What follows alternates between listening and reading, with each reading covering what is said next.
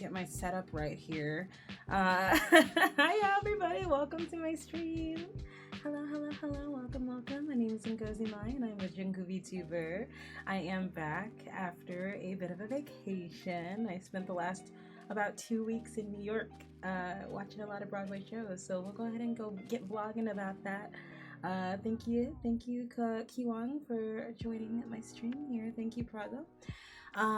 So today we're gonna go ahead and talk about some dragons and handmaids. So first, we're gonna go ahead and talk about some dragons. Let's talk about House of the Dragons. We've been a little bit offline. Let's talk about House of the Dragons. We've been a little bit offline for the last 2 weeks, so we're gonna talk about the last 2 episodes, episode 7 and 8. Hello, Jeremy. Welcome. So let's talk about episode 7. So first off, the funeral scene. So to recap, at the beginning of episode 7, we're experiencing the funeral of Lady Lena Valerian, who was self-immolated herself with her dragon Vhagar. So now we're at the funeral, and both the Targaryen and Valerian families are together, and it's real fucking awkward. It was an odd scene. It was a very long scene too, the funeral, and I'm actually mostly talking about the reception after the funeral. It was like a 25-minute scene, and most of the scene was like very sporadic dialogue. It was mostly just all the main characters just like awkwardly looking at each other, which I was like, this is a weird departure. I don't know who directed that episode. I want to say that whoever directed it hadn't directed any of the other episodes of the season, because it felt weird. Not too bad though. It was just a little bit weird. Rainier and Damon finally getting together. I know we have weird vibes. I know we feel weird about Rainier and Damon. But we quelled those feelings. We quelled those weird vibes a few episodes ago, and we're like, now we stan Rhaenyra and Daemon for some reason. I feel super gross like being like on their team, but they finally hopped in the sheets with each other. Hilariously at the same time as Rhaenyra's kids getting into a fight with Alicent's kids. I wanted to root for Aemond really bad. I really wanted to root for Aemond. Because you remember like in episode, I think like 6, that was right after the first big time jump where Aemond and them were like preteens, and gosh, like he was just getting shit on so much by his siblings and his cousins or his nephews even, those are his nephews. That you really wanted to just like root for him because he was the underdog. But oh my god, he just became such a piece of shit in this episode. He became such a piece of shit. I don't know what happened. And I wanna blame it on like the fact that they like mistreated him for years, so that like he's harboring all of these bad feelings for them. Cause I just really wanted to be on his side. Oh, excuse my coughs. But yeah, no, he's a total piece of shit, and he totally like got jumped by his cousins, like his cousins Bela, Rhaena, and Luke and Jace just beat his damn ass. I'll give him credit; he kind of held his own. Like given it was like 4-on-1, he like kind of like beat their ass back, which makes me think he was like the oldest of all of them or something, because like that's kind of crazy, like him just holding back 4 people. But he got wrecked. He lost an eye. He got his eye sliced by I think Jace. No, you know who did it? I think it was Luke. I think Luke did it, because like in the next episode, Luke gives him like one hell of a smirk, which makes me think he's the one that did it. Aemon was real Mitch made for blaming Aegon, because so basically after he loses his eyeball, Viserys is trying to be like, hey, why is all this unrest happening in my house? And he basically makes an insinuation, or no, I think the whole reason why they got into the fight with Jace and Lucerys was that Aemon called them bastards, because they are very obviously not Lane or Valerian's sons, and he called them bastards, and it was already decreed by Viserys beforehand that if anybody calls my good daughters' sons bastards, I will have their tongues. So when it came up again, Viserys went to Aemon. He said, "Who put these thoughts in your head?" And I guess he didn't want to say his mom, so he said Aegon, his older brother. Which Aegon was just like, huh? Aegon was like just like lovably an idiot because he was just like, what? I wasn't even listening. But yeah, and then I think Aegon also didn't dime his mom out. I think both of them did not dime their moms out. I think they just like basically just said like, do you have eyeballs? Like those are very clearly not their sons. Alicent is a horrible ass person. I hate her so damn much. Like they are going out of their way to make me hate her. Like I saw somebody post on Twitter, like she jumped straight to Cersei in like 7 episodes. Like she was like giving hard Cersei Lannister vibes, talking about a debt must be repaid. I require an eyeball too. I don't understand. Like I looked into this a little bit because I've been really confused as to why Alicent has such a big beef with Rhaenyra. It felt so weird how she just is coming at Rhaenyra like this. And it looks like I saw somebody say that apparently Alicent had a crush on Criston, on Criston Cole, Sir Criston Cole, which we know Rhaenyra hopped in the sheets with Sir Criston Cole like a few episodes ago. And that was kind of the start of their strife. And when she found out about it, that not only didn't Rhaenyra lie about losing her virtue, but she lost it to the guy that Alicent liked. That's the reasoning someone gave for her just hating Rhaenyra so much. That still doesn't feel like enough to me, because like she just is constantly just on-site beef with her, just doesn't care, on-site beef with her, and it's just it's a little bit weird. Sir Criston Cole could not wait to defy Viserys. Like he was ready to jump. He was ready to freaking jump. Like when the Alicent was just like, you're sworn to me, Criston Cole, so you're gonna do what I say. I'm like, doesn't the king trump you? Oh my gosh. Oh, thank you. That's fun. Thank you. You should watch the show. It's really good. It's I feel like because Viserys is the king, so you would think that the king's word is like the reigning word over everyone. But no, Criston Cole was just like, okay, Alicent, you want an eyeball? I'll get you an eyeball.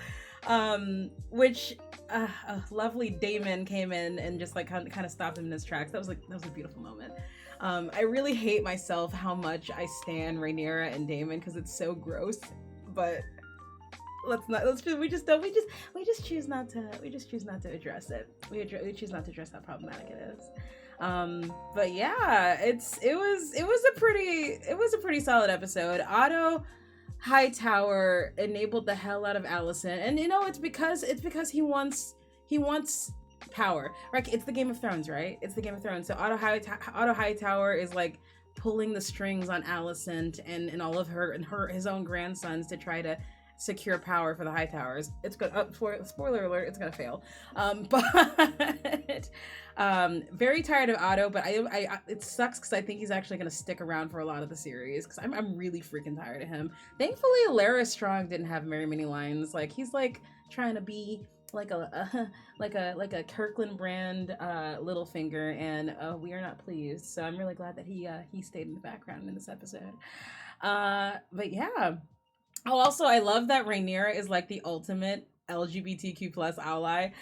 I love her so much. Not only, okay, let's talk about Rhaenyra and Laenor, y'all. Not only at the beginning of their arranged marriage did Rhaenyra pretty much, because Laenor is gay, and they don't like gay people in Westeros for some reason. So Rhaenyra pretty much at the beginning of their marriage went, you know what, Laenor?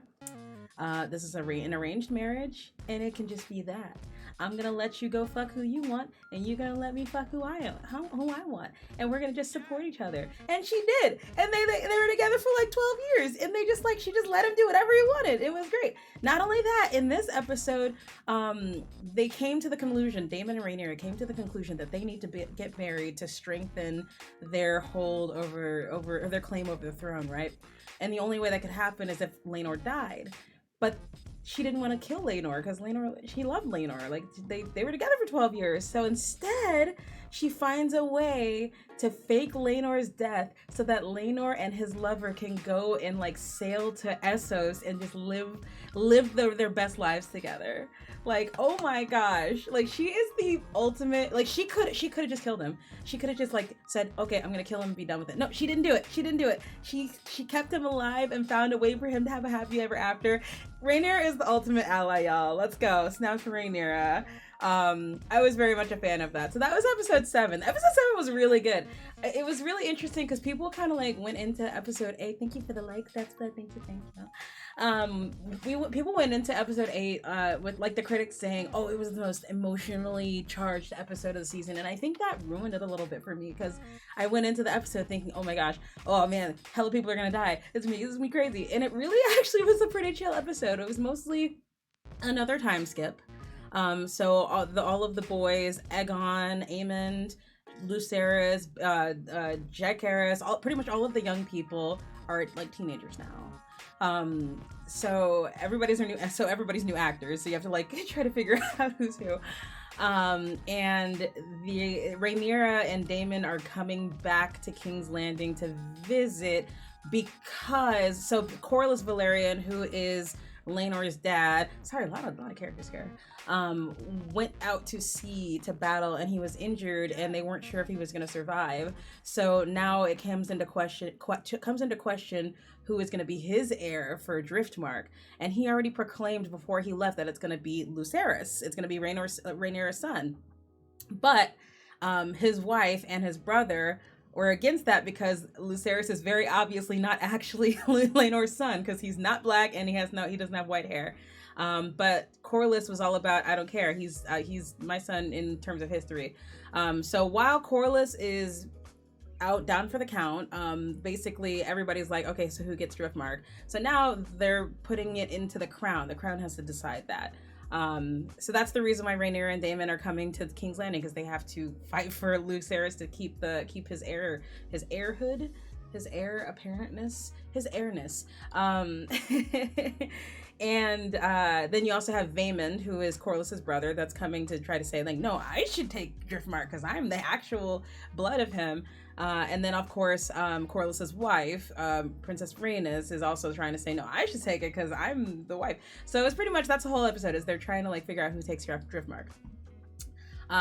We get to see a beheading, a pretty rad beheading, because basically Vaemond just kind of just says no to life, I guess, and just decides that he's gonna just call Rhaenyra's son's bastard and her a hoe in front of the king, like that would be like okay. And of course he gets killed, but I mean, but it's hilarious how it happened because Daemon just like did it. Daemon, like, it's okay. It was a cool moment because like as soon as the insult happened, when he called Rhaenyra what he called her, like Viserys, and mind you, Viserys is looking like the crypt keeper right now. His eye is missing, his face is falling off his fucking skull. Like he's not doing good, guys. Viserys. But still, when his wife, God, even when he's like, oh man, as decrepit as he is right now, he still supports his daughter. He still puts his daughter over everyone, man. Targaryens are about that ride or die life, y'all. They are about that loyalty. I love it. He comes out, like as soon as the insult happens, he takes out his dagger. He says, I'll have your tongue for that. And then Daemon literally goes and just chops the guy's head off. And I'm like, Targaryens, loyalty. But yeah, so after that bloodshed happens. It's not a Game of Thrones episode unless somebody dies horribly. I just gotta say it. I do apologize for spoiling it, but oh man, we just gotta talk about it. So yeah, then we go into the dinner. So basically, Viserys pretty much knows that he's about to die, and I mean, we all know too. Like, look at him, like, whew, yeesh. So he's just like, you know what? Before I die, I want to have one last dinner with all my family and all the people that I love dearly. Which he can't see in his brain why that's a bad idea because his whole family hates each other. But I mean, he's like, I'm dying. Y'all gotta listen to me. So they have the dinner.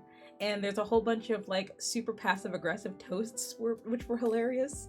And there's a great standoff moment between Aemond and Daemon, which like it's a very like clear moment in the show, in that episode, but I actually spoiled my entire self for all of House of the Dragon. I didn't read the Dance of the Dragons book, but I've been so entranced in the show that I'm just like, I have to know what's gonna happen. I can't wait 4 seasons. So I went and spoiled all of it for myself.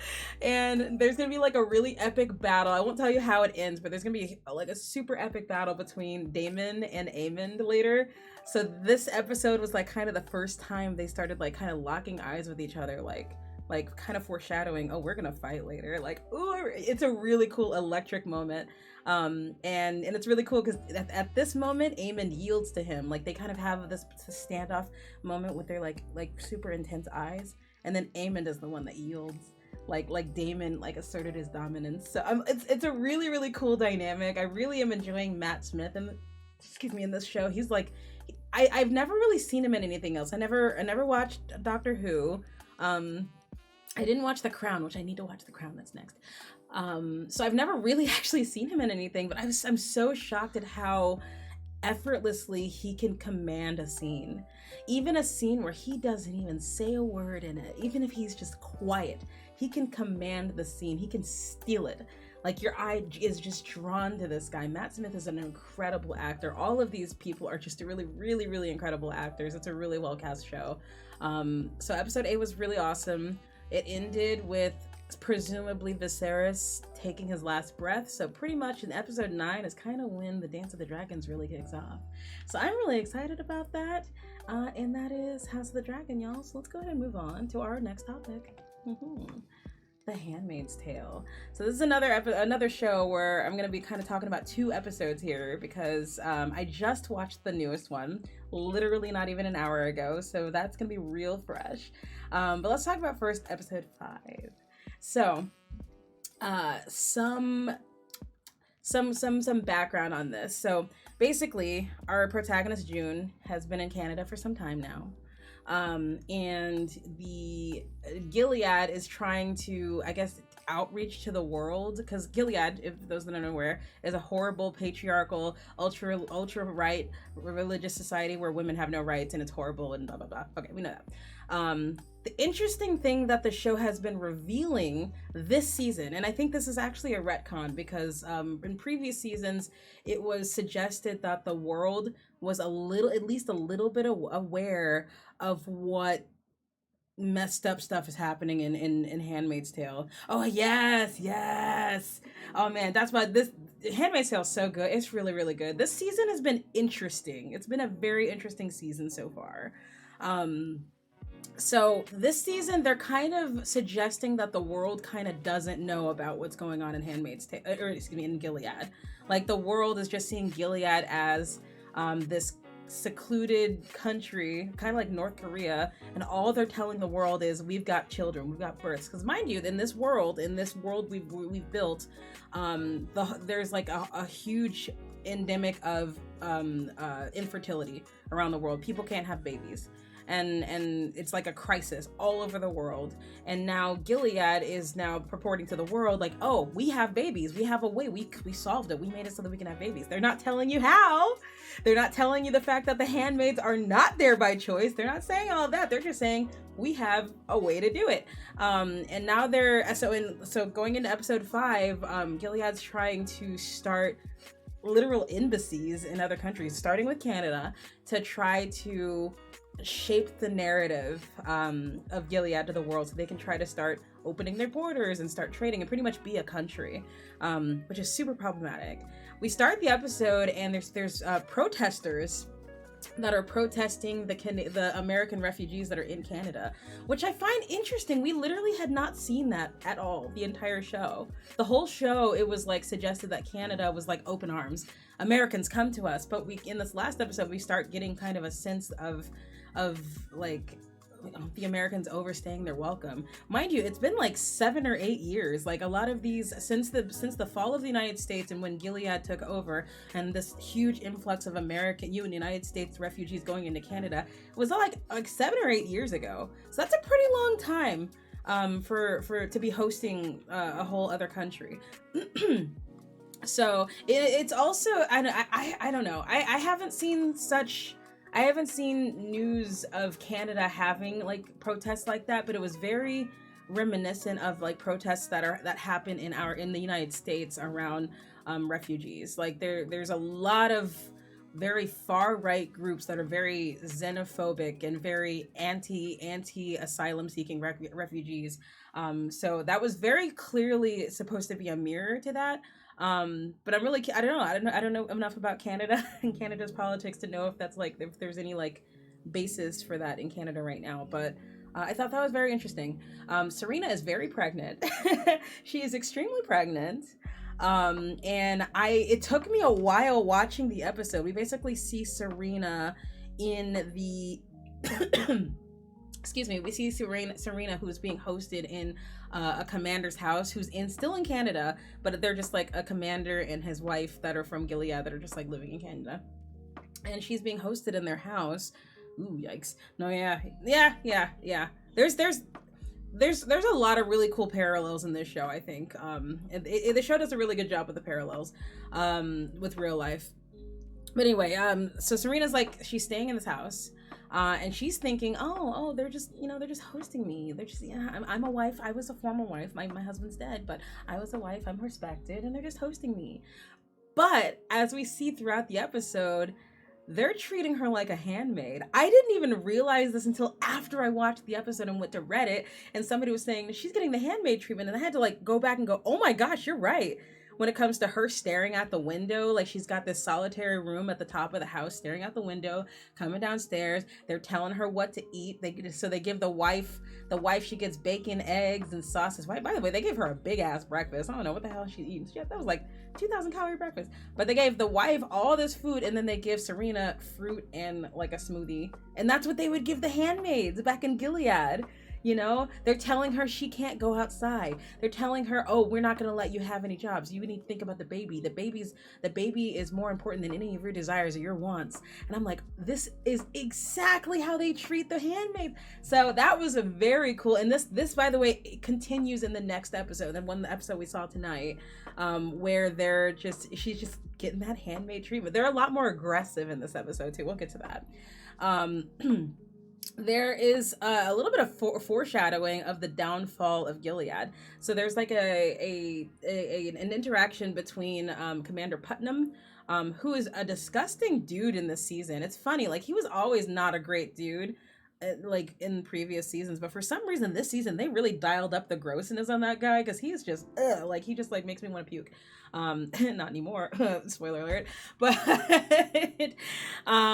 yeah, Commander Putnam, like he basically has a very like blasé attitude about Gilead, like that it's all, and it's kind of all the commanders a little bit. It kind of shows that like they're not as pious as they like to like put on to be. Like they have all of these rules and these laws and ththese trials that they do that are by the Bible, but they behind closed doors don't believe a God. They don't believe a damn word about it. They don't believe a damn word. There was just an exchange between Putnam and Lawrence that really kind of foreshadowed that Gilead may not be around much longer. Commander Lawrence is trying to like create a new, more open Gilead with giving people more rights and stuff, and pretty much the Commander Putnam like kind of shot it down because he's wanting it to just be how it's always been, and it's not working that way. They can't get goods. They can't trade with other countries because countries are not going to be cool with them sex trafficking. They're not going to be cool with that, you know. So now Commander Joseph's just like, okay, so we need to change, man. We can't do this. So it was very interesting. It was a very interesting foreshadow. Like there's so much foreshadowing happening here, like. And I feel like if folks didn't read the Testaments, which came out last year, they wouldn't really see the foreshadowing. I do. I'm seeing a lot. They are 100% pulling from that book right now. And it's really, really cool. I also, I don't know. I'm really irritated that June and Luke got recaptured. I was so mad in general that they even put themselves in the situation to be recaptured, like going back into Gilead just for information on Hannah, which I'm like, any information that Guardian could have told you, you probably could have gotten from Nick or Commander Joseph. You had no reason to put yourself back in danger like that and go back to Gilead, but they did, and they got captured. And I'm like, honestly, I'm ready for them to just be off the show. They just need to write Luke and June off the show and just let them be happy with their baby in Canada and like focus on the interesting stuff, because dang, it's starting to be just a little bit bad. So let's move on to episode 6. That's the one that we saw tonight. And I should say, spoiler alert, ladies and gents. I'm talking about spoilers. So this week, so that was last week. I was still fuming about June and Luke being so dumb and getting captured again. At this point, Serena's whole getting that handmaid treatment was like still kind of going in this episode. And to be honest, when it comes to like a narrative standpoint, probably it's that has probably overstayed its welcome. Like, it was very fun to watch. We got the point. They probably didn't need to keep hammering in the handmaid, like Serena is the handmaid narrative. That said, I was still enjoying the fuck out of it, so I'm not really that mad about it. Serena sucks. I hate her. I love that she's getting all the treatment that she put June through. I'm feeling it, but if I'm speaking objectively, narratively, it probably needed to move on. We find out in this episode that Commander Putnam sexually assaulted Esther in the first episode, or I think it was the second episode, which was implied but not confirmed. It was confirmed in this episode, and he got her pregnant. And the way Aunt Lydia asked Esther about it was super problematic. She basically like insinuated that she asked Esther, did you do anything that would have provoked him to assault you? And I'm just like, no, Aunt Lydia, that's not the way. That is not the way, Aunt Lydia. There is a way, and that ain't it. Come on. Thankfully, they moved on from that pretty quickly, and Esther she straight out said it. Like, he did what he did. And Aunt Lydia actually had, like, empathy for her, which is interesting, because let's talk about Aunt Lydia a little bit. So I talked about this in the last vlog. You guys check out my YouTube channel, and you'll see the last vlog I did on Handmaid's Tale. But basically, The Testaments is the second Margaret Atwood book that came out, which is a sequel to Handmaid's Tale. And in that book, Aunt Lydia is written to become she's the harbinger of the downfall of Gilead. She is basically a mole for Mayday, and she has been feeding them information to be able to take Gilead down from the inside. And she becomes a martyr. She has a statue of her. Like, she becomes the reason why Gilead falls in the Testament. That book came out last year at the same time as season 4 is airing, meaning season 4 was already done, post-production all the way done when that book came out. So they did not know that Aunt Lydia in Margaret Atwood's mind would go into that direction. They're taking her in that direction now in season 5. Pretty much as soon as that book came out and they started writing season 5, they're just like, okay, this is where Aunt Lydia goes. That is what's happening here. And I was like a little bit kind of suspecting it the last few episodes. I kind of like solidified it in this episode. Her whole piety, her whole like being so convinced that Gilead is the way is gone. It's gone. And I think that the thing that brought that on was 100% finding out the commanders weren't as pious as they like to purport themselves to be. You know, it's a lie. It's all a lie. Like, she could justify all of the horrible things that they forced her to do. She could justify it if it really was in the name of God. And when she realized, no, it's not. It's literally for the greed of man. That broke her faith in it. And now she is all for justice. So when Esther tells her what happened to her before, in old Aunt Lydia probably would have just said, it's your fault, like, you know, because that was like their whole like narrative, is that if you get sexually assaulted, it's your fault. Like that was their whole Gilead's freaking narrative, man. But now Aunt Lydia's like, no, not your fault, his fault. And she goes out of her way to get him in trouble. And it doesn't work at first. At first, Commander Joseph pushes back on her, but I mean, then he finds that it's more in his best interest to go with it. So I think the reason why Commander Lawrence actually went after Commander Putnam was because he needed to get him out of the way. I don't think he did that for the right reasons. But I mean, I'm not mad at it. Commander Putnam got his due. He was very unalived in this episode. Which is so funny. It's so crazy that this guy is still like a predator, because he literally was a predator earlier on in the series and he lost a hand for it and he never learned. So like I don't know what the hell's going on. And I'm happy to see the character go. Man, that character was gross this season. They just made him, they dialed up his grossness a little too much for me, in my opinion. But yeah, very excited about where Aunt Lydia's going, where her character is going. I can't read Joseph. Commander Lawrence, like, in the first couple of seasons he was introduced, made it seem like because he's pretty much the architect of Gilead. Like, all of Gilead's laws and all of Gilead's structures came from him. He's the one that thought of all of it. And he believed in it. He didn't believe about like the religious piety and their whole like basing it off of religion. He didn't believe any of that shit. It was mostly like the structure. He saw that the world was like kind of ending, you know. We had like too many greenhouse gases, like everybody's infertile, all of these things, right? And he basically devised a way to fix it using the systems of Gilead. But when Gilead came about, he saw the destruction that the things that came from his mind did to everybody else, taking rights away from women. You know, how many people were, like, the genocides that happened, you know, the collapse of a country, all because of what he told them to do. And early on in the series, it really weighed on him. It certainly weighed on his wife. His wife had already had mental health issues, and the profound guilt she felt about benefiting from such a horrible system eventually killed her. She took her own life. And it seemed like at the time Commander Lawrence had been reformed almost. Like he was acknowledging the mistake he made. That seems to be retconned this season. I can't tell.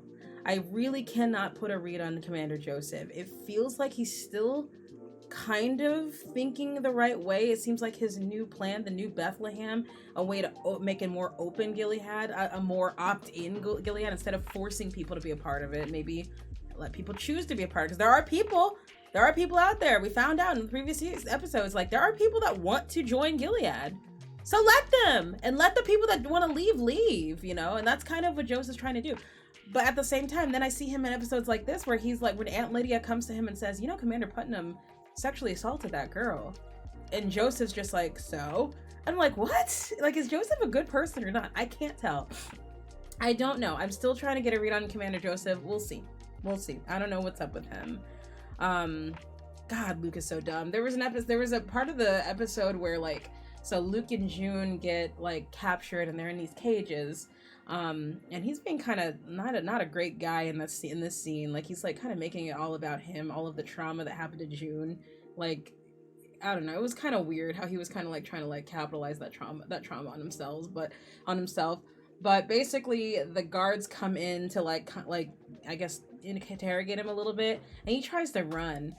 Dude, come on, man. You're in a cage. You're in a warehouse. They have guns. Like, come on, dude. And he tries to run. So naturally, they beat the shit out of him. The living shit out of him. And he deserved it. Because, goddamn it, like, come on, Luke. Like, that's just not using your brain. Like, you could say he's scared and stuff, but literally, you can hear June saying, don't fight them. And here's the part on the showrunners that I am gonna kind of criticize them a little bit. During the sequence when they're beating the shit out of Luke, one of the guards starts like putting Luke in a chokehold, and he starts saying, stop resisting when Luke is not resisting. This is very clearly supposed to be paralleling racially charged police brutality in the United States today. I thought it was really of poor taste. I thought it was out of context and very of poor taste, personally. I don't know what point they were trying to make with that. I thought it was really I thought it was of poor taste, personally. So I just wanted to point that out.